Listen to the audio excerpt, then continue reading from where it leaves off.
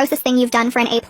When Professor Clayton asked me to come to his house for dinner to discuss my final grade, I knew exactly what that meant. The guy had been staring at me all semester with those creepy divorced dad eyes, and now he wanted his shot. But I needed that A+ to graduate with honors and get into law school. I put on my shortest skirt and the push-up bra that made me look like I had actual cleavage. My roommate Sarah watched me get ready with her mouth hanging open. I told her it was just dinner to discuss my grade, but we both knew better.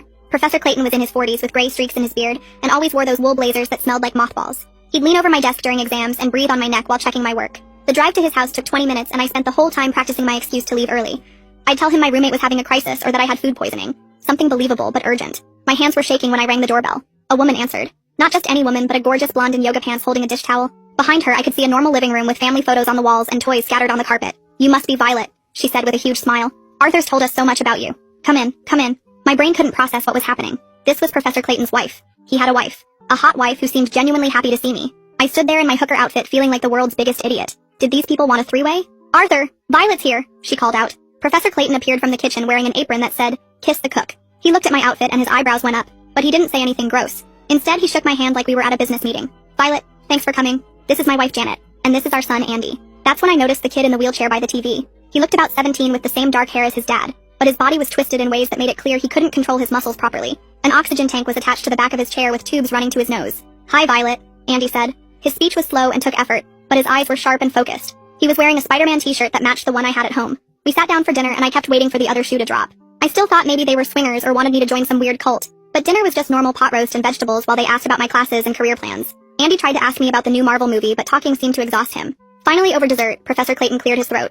"Here it comes," I thought. The weird proposition that would make sense of this whole night. "Violet, we invited you here because we need a favor," he said. "Andy's prom is next week and he doesn't have a date." I stared at him, then at Janet, then at Andy who was looking at his plate like it was the most interesting thing in the world. "We know it's a lot to ask," Janet jumped in, "but Arthur said you wear superhero shirts to class and love the same movies Andy does. We thought maybe you'd consider it. Just as friends, of course." My face burned with shame. Here I was, dressed like I was going to work a street corner, and these people just wanted someone to take their disabled kid to prom. Professor Clayton must have mentioned me because I was one of the only students who'd be nice enough to say yes. "I'll pay for your dress and everything," Professor Clayton added quickly, "and dinner wherever you want to go." Andy finally looked up at me. "You don't have to," he said.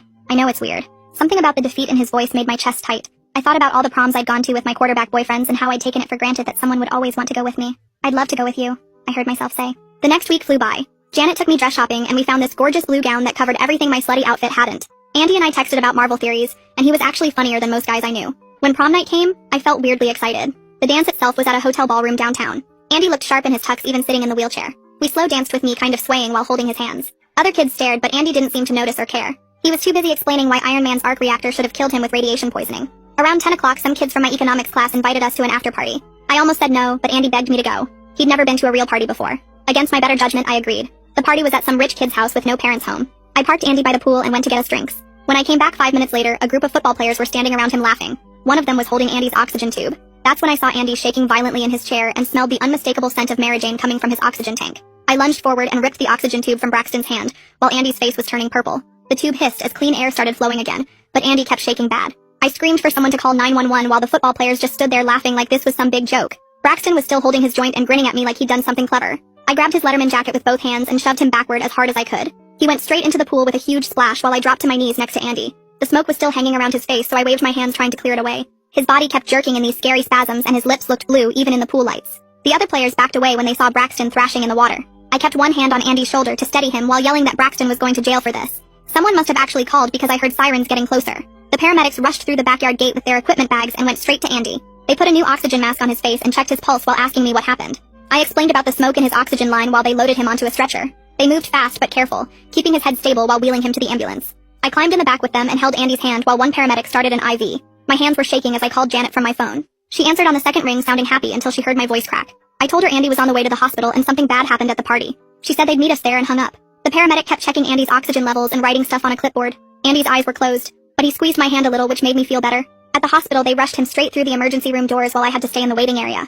I paced back and forth in my blue prom dress, feeling sick to my stomach. Other people stared at me, but I didn't care. Professor Clayton and Janet burst through the doors about 10 minutes later looking terrified. Janet ran straight to me and pulled me into this tight hug even though I felt like this was all my fault. She kept asking if I was okay while Professor Clayton went to the desk demanding information about Andy. A police officer showed up and asked me to give a statement about what happened. I sat down with him in a corner and told him everything I could remember. I gave him Braxton's full name and described exactly how he was holding the oxygen tube when I found them. The officer wrote everything down and asked for other witness names. I listed every person I recognized from the party, even if I wasn't sure they saw what happened. My phone started going crazy with notifications from kids who were at the party. Someone had already posted a video that showed part of what happened by the pool. You could see Braxton standing over Andy's wheelchair and hear people laughing in the background. I screenshot everything before it could disappear, my fingers shaking as I saved each image and video. More messages kept coming in, some asking if Andy was okay, and others calling me dramatic. I ignored the mean ones and kept saving anything that looked like evidence. The officer gave me his card and said a detective would probably want to talk to me later. After what felt like forever, a nurse came out to talk to us. Her name tag said Gita Mercado, and she had this calm way of talking that made me feel less panicked. She explained that forcing pot smoke through Andy's oxygen line could have caused serious respiratory failure. His lungs were already weak, and the smoke could have shut down his breathing completely. She said I acted fast, which probably saved him from worse damage. Andy would need to stay for monitoring for at least 24 hours to make sure his oxygen levels stayed stable. Janet started crying with relief that he was going to be okay. We all sat in these uncomfortable plastic chairs while Professor Clayton filled out insurance paperwork. After a while, Janet asked if she could talk to me alone in the hallway. We found a quiet spot near the vending machines where she told me she'd had doubts about the party. She wanted Andy to have normal teenage experiences, but her gut told her it was a bad idea. Her voice cracked when she said she should have trusted her instincts. I told her this wasn't her fault at all. It was completely on Braxton and those other jerks. She hugged me again, and we both stood there crying a little. I excused myself to go to the bathroom where I locked myself in a stall and finally let everything hit me. Standing at the sink washing my face, I stared at myself in the mirror in this fancy prom dress. I thought about that first dinner at their house and why I really went. The shame of thinking Professor Clayton wanted to sleep with me felt so small now compared to what Andy went through. I promised myself right there that I would make this right for him no matter what it took. When I came back out, Sarah was waiting in the lobby looking worried. I texted her earlier and she'd driven straight there to pick me up. On the ride home, I told her everything that happened from the party to the hospital. She got so mad about what Braxton did that she had to pull over for a minute to calm down. She said she'd back me up completely if I wanted to file official reports or whatever I needed to do. Having her support made me feel stronger about what I knew I had to do next. The next morning, I walked into Assistant Principal Ross Cleary's office with my phone full of screenshots and videos from the party. His office smelled like old coffee and those pine tree air fresheners that never really work. He sat behind his desk looking uncomfortable before I even started talking. I laid out everything that happened at the party, showing him the videos people had posted. He leaned back in his chair and rubbed his forehead like he had a headache. "Look, Violet, boys will be boys," he said. Maybe they were just being stupid teenagers who didn't think things through. My face got hot and I could feel my hands shaking. I told him they could have killed Andy by forcing smoke through his oxygen line. He shifted in his seat and said he'd look into it, but suggested maybe Andy just couldn't handle being at a party. I left his office wanting to punch something. Back in my dorm, I pulled up Sailor Quinn's number since she was the one who hosted the party. She answered on the third ring and her voice got quiet when I told her who was calling. I asked if she saw what happened to Andy by the pool. There was a long pause before she admitted she did see Braxton holding the oxygen tube. She said she was horrified, but scared to say anything because Braxton's friends would make her life hell. I told her Andy could have died and she started crying. She said she'd think about talking to someone official, but she was really scared. After we hung up, my phone started blowing up with notifications. Braxton's friends were posting about me online, calling me dramatic and saying Andy couldn't handle a little joke. They tagged me in memes about snitches getting stitches. Someone posted my dorm room number with a crying baby emoji before deleting it 5 minutes later. I screenshot everything before it disappeared. My roommate Sarah saw the posts and told me to be careful walking around campus alone. 3 days later, I drove to Andy's house to check on him. Janet let me in and led me to his room where he was propped up in bed with his laptop. He looked tired but smiled when he saw me. I sat in the chair next to his bed and asked how he was feeling. He told me his chest still hurt and talking made him cough sometimes. Then he looked right at me and said he wanted to file charges against Braxton. His voice was steady, even though I could see how much effort it took to talk. "I'm tired of people thinking my disability makes me less than human," he said. We spent an hour going through everything that happened while I took notes. That night, Professor Clayton left me a voicemail that I played 3 times. His voice sounded strained, like he was holding back serious anger. He thanked me for protecting Andy but warned me to be careful about the videos I'd been sharing. He said there were privacy laws that could get complicated if we weren't careful. He also mentioned that Braxton's family had money and connections. I could hear papers rustling in the background and Janet's voice asking him something. He ended by saying we needed to do this the right way to make sure it stuck. Finals were starting in a week, but I couldn't focus on studying. Instead, I sat at my desk writing out a detailed timeline of everything that happened at the party. I listed every person I could remember being there, what time things happened, who said what. My economics textbook sat unopened while I filled 3 pages with notes. Every detail mattered because I knew Braxton's side would try to twist the story. I wrote down what Andy was wearing, where exactly by the pool it happened, how long I was gone getting drinks. My hand cramped from writing so much, but I kept going. 2 days later, Detective Adam Coffey called me to set up an official interview. He had a deep voice and sounded like he was taking this seriously, which was more than Ross Cleary had done. We met at the campus police station where he asked me to go through everything again while he recorded it. He asked specific questions about who was holding what and when. He wanted to know if anyone else had videos or photos. I gave him all the screenshots I'd saved and the names of everyone I knew was there. He said he'd be interviewing other witnesses over the next few days. When I left the station, I felt like we were finally making real progress. That evening, Sailor texted me out of nowhere with a video file attached. She said she hadn't posted this one anywhere because it was too clear. I opened it and my stomach dropped. The video showed Braxton holding Andy's oxygen tube while another guy blew smoke directly into it. You could see Andy's face turning red and his body starting to shake. The timestamp showed it was taken right before I came back with the drinks. I immediately forwarded it to Detective Coffey with all the metadata intact.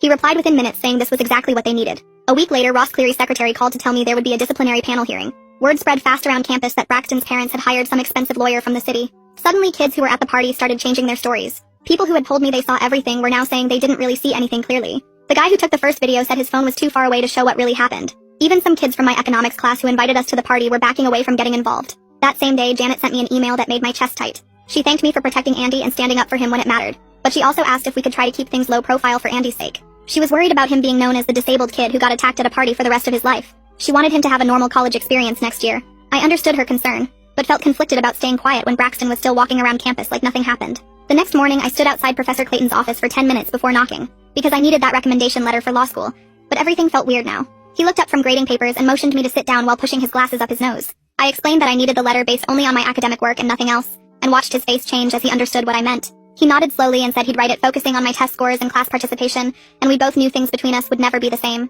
3 days later, Janet called me crying because Andy was back in the emergency room after waking up unable to catch his breath properly. I drove to the hospital still wearing my pajama pants and found them in the same waiting room as before. The doctor explained that Andy's lungs were still irritated from the smoke exposure, and any stress could trigger these episodes for months. Janet held my hand while we waited for test results, and I realized this wasn't just about one bad night anymore. The next week in my economics class, this guy named Tyler made some comment about me taking charity cases to prom for extra credit. I stood up in the middle of class and told him that making fun of disabled kids wasn't funny, and maybe he should focus on his failing grade instead. The professor had to call for a break, but afterward 3 other students came up to thank me for saying something. Tyler avoided me for the rest of the semester, which was fine by me since he smelled like gym socks anyway. Detective Coffee called that afternoon saying he'd gotten a judge to sign subpoenas for everyone's phones from the party. Within 2 days, he had 17 more videos, including ones showing faces clearly and audio of people laughing while it happened. He sent me copies of the court documents showing how many people had been recording and posting and deleting evidence afterward. The digital trail was way bigger than anyone thought, with some videos already shared hundreds of times before being taken down. Ross Cleary scheduled a meeting with me and Janet at his office where he suggested we could handle this quietly without courts. He proposed having Braxton write an apology letter and do 50 hours of community service at a disability center as punishment. Janet looked tired and said, maybe that would be enough to avoid putting Andy through a trial, but I couldn't stay quiet. I told them that letting Braxton off easy just taught him that hurting people had no real consequences if your parents had money. Cleary shifted in his chair and said we should think about what was best for everyone involved, including the school's reputation. That night around 11, my phone buzzed with a text from Andy that made my hands shake. He wrote that he remembered more from that night, including Braxton leaning down and calling him a waste of oxygen right before everything went dark. He said Braxton told him nobody would care if he stopped breathing because he was already basically dead anyway. Andy said he hadn't told his parents yet because he didn't want to upset them more, but needed someone to know. I screenshot the messages and added them to my folder of evidence while trying not to throw my phone at the wall. 2 days later, I was walking past the student union when Braxton appeared with 2 of his football buddies flanking him. He blocked my path and said his dad knew the district attorney and nothing was going to happen no matter what videos I had. He smirked and said I should focus on graduating instead of playing detective for some vegetable kid who couldn't take a joke. I kept my face calm and my hands steady as I pulled out my phone and started recording without him noticing. He kept talking about how his lawyer would destroy any case and how nobody cared about one weird kid getting pranked at a party. I let him finish, then walked away without saying anything, while making sure the whole conversation was saved to my cloud storage. Professor Clayton caught me after class the next day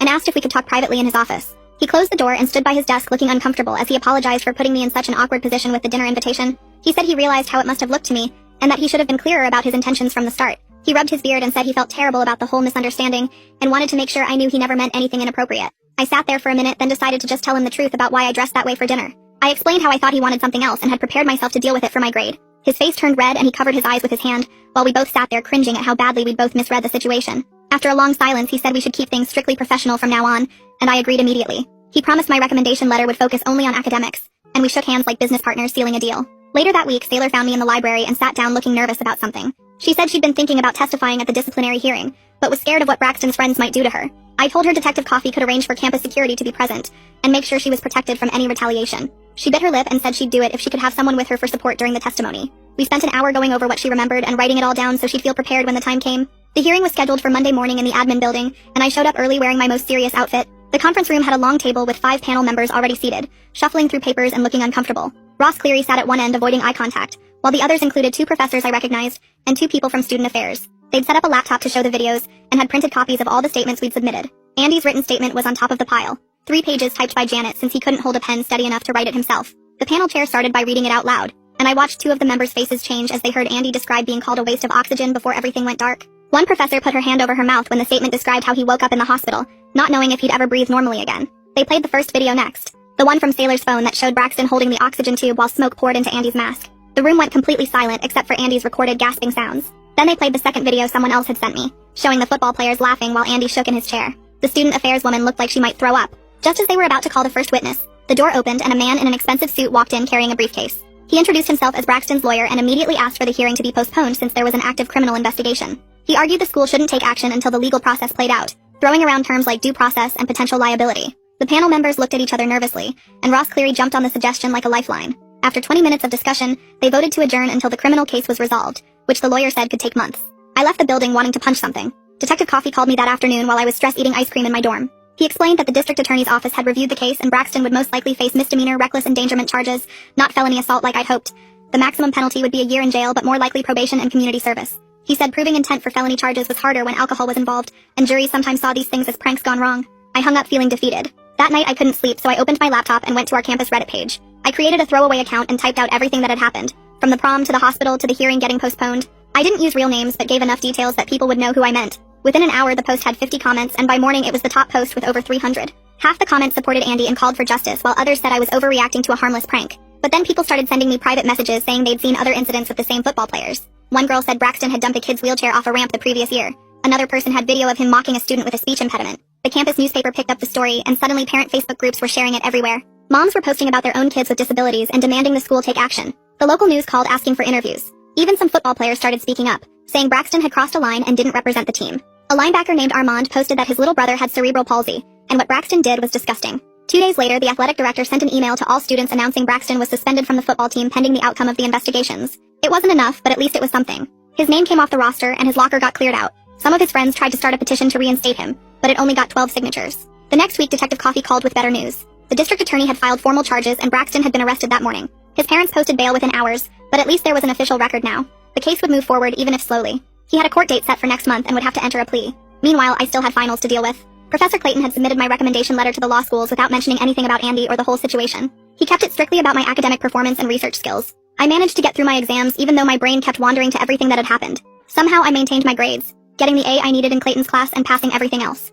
3 weeks after the first hearing, the disciplinary panel sent another email saying they were reconvening. Braxton's lawyer couldn't stop them this time since formal charges had been filed. The hearing lasted 2 hours with Saylor testifying about what she saw, and 3 other witnesses confirming Braxton's involvement. The panel announced their decision that afternoon. Braxton was suspended for a full year and banned from all campus events including graduation. He'd have to complete 200 hours of disability awareness training before being considered for readmission. His parents threatened to sue, but their lawyer must have told them they didn't have a case. The best news came from Janet in a text saying Andy was finally feeling better, and talking about maybe joining the adaptive debate club next semester. He'd been so depressed after everything, but now he was making plans again, looking at the course catalog and asking about accessibility in different buildings. She said he even laughed at a Marvel meme I'd sent him, the first time he'd laughed since prom night. 2 weeks later, the school set up this mediation session where Braxton had to apologize to Andy face to face. We all sat in this sterile conference room at the admin building with a mediator who kept checking her watch like she had somewhere better to be. Braxton showed up in a suit with his parents and their lawyer, looking like he'd rather be anywhere else. He read this prepared statement about how sorry he was for his actions, and how he understood the severity of what he'd done. His voice was flat, and he kept looking at his lawyer instead of Andy. Andy just sat there in his wheelchair listening,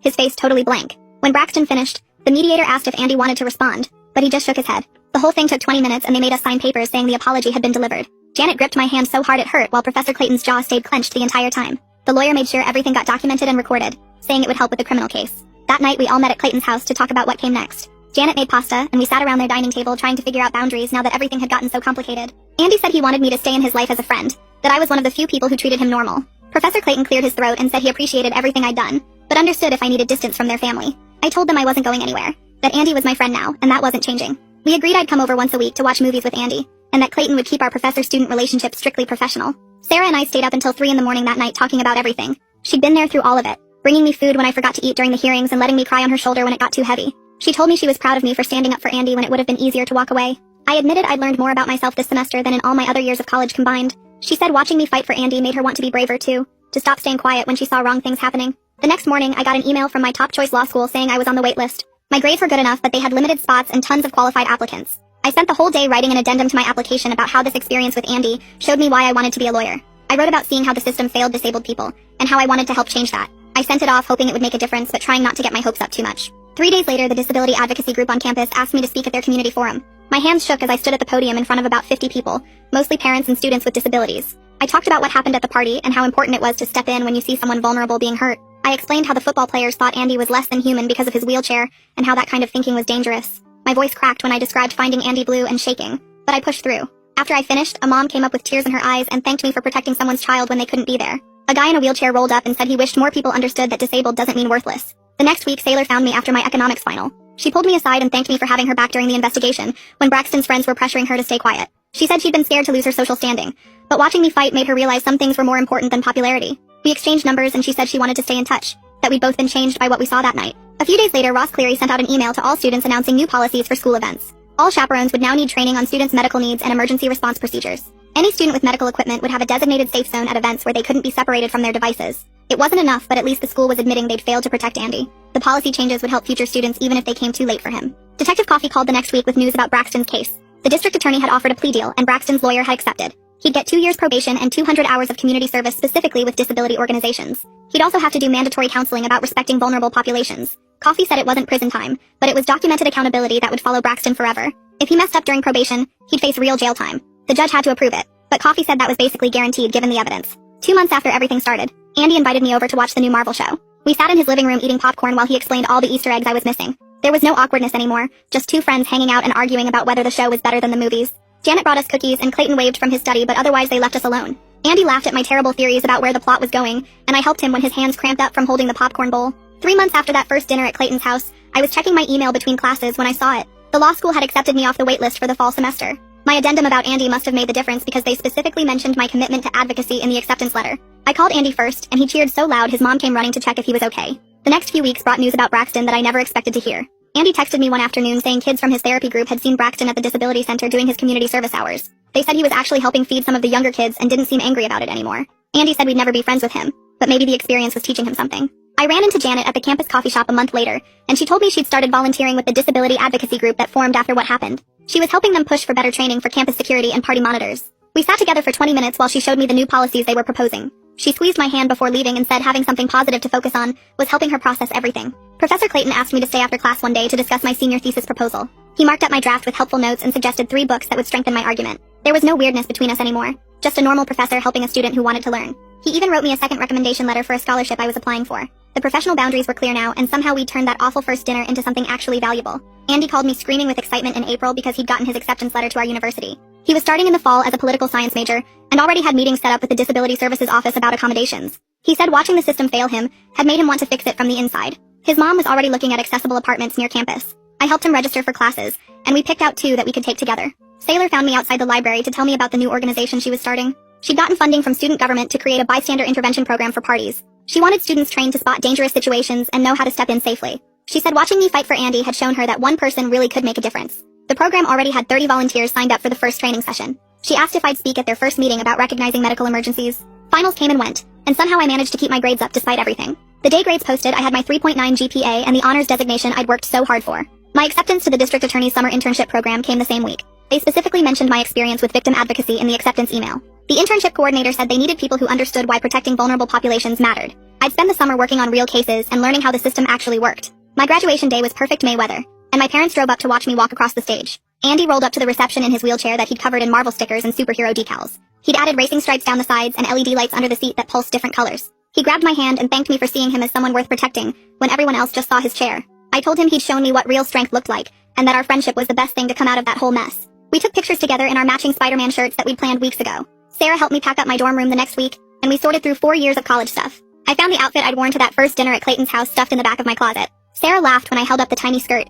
and we both shook our heads at how wrong I'd been about everything. That dinner invitation that I thought would be my lowest point had actually changed my whole life. I'd gone there ready to do whatever it took for a grade, and instead found a friend who needed help. Andy and I had plans to see the new Marvel movie next week before I started my internship. Janet was making dinner for all of us to celebrate my graduation and Andy's acceptance. Professor Clayton would be there too, probably wearing another mothball blazer and making dad jokes. The whole thing felt like family now in a way I never could have imagined that first night. Everything that happened after prom had been horrible, but it led to something better. I knew exactly what kind of lawyer I wanted to be now, and it had nothing to do with making money or winning cases. It was about making sure people like Andy had someone fighting for them when the system tried to look away. My law school orientation was in 3 months, and I already knew I'd focus on disability law and victim advocacy. The story that started with me dressing like I was headed to work a corner had turned into finding my actual purpose. Well folks, that's it from me today. Thanks for sticking with me and letting me throw my thoughts and questions out there along the way. I really appreciate it. Like the video? It helps more than you think.